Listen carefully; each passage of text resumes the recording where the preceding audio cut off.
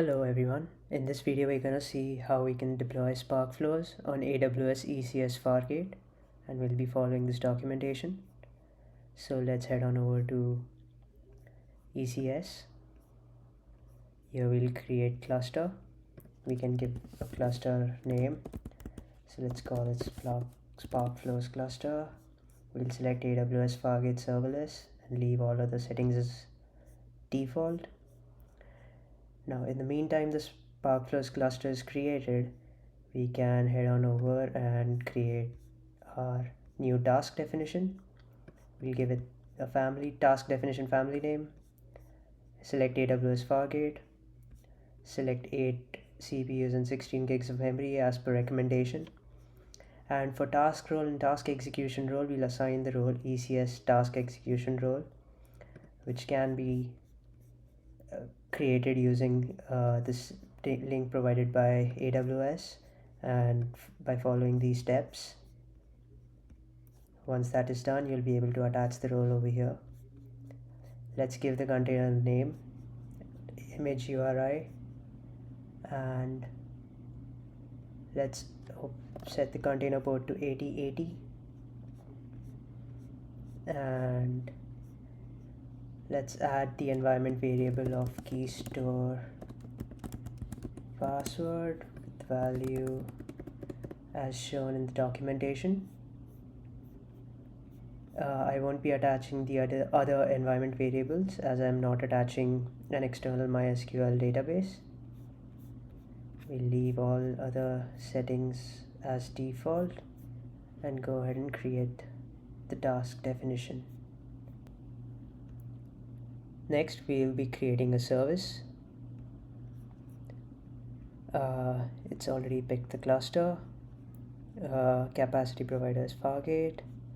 Platform version latest.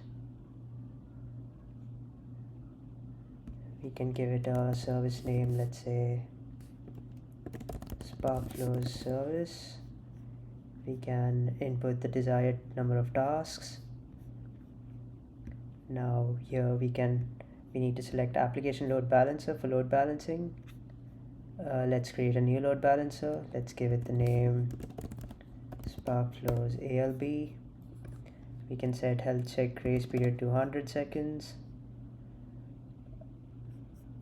We'll then set the listener port as 80, and we will here use an existing target group as I have created it earlier based on this specification with the port set as 8080. Then we'll set the health check path as /health check, and the health check protocol is HTTP, and we'll go ahead and create this.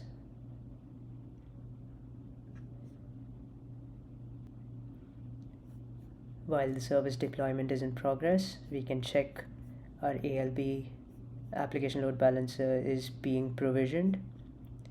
Now while that is being done, we can head on over to its security groups. Let's open the group ID and ensure that we have an inbound rule that allows traffic from the outside of the VPC to the inside. So here I've set it as my IP.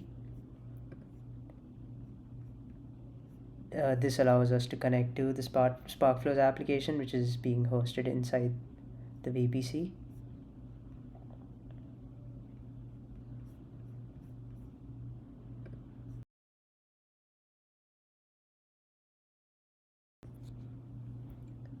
The cluster service deployment can take some time. You can track its progress by heading on over to target groups in EC2 and checking whether the target is healthy. Once you see this, you can head on over to your load balancer settings, copy the DNS name, and there you go.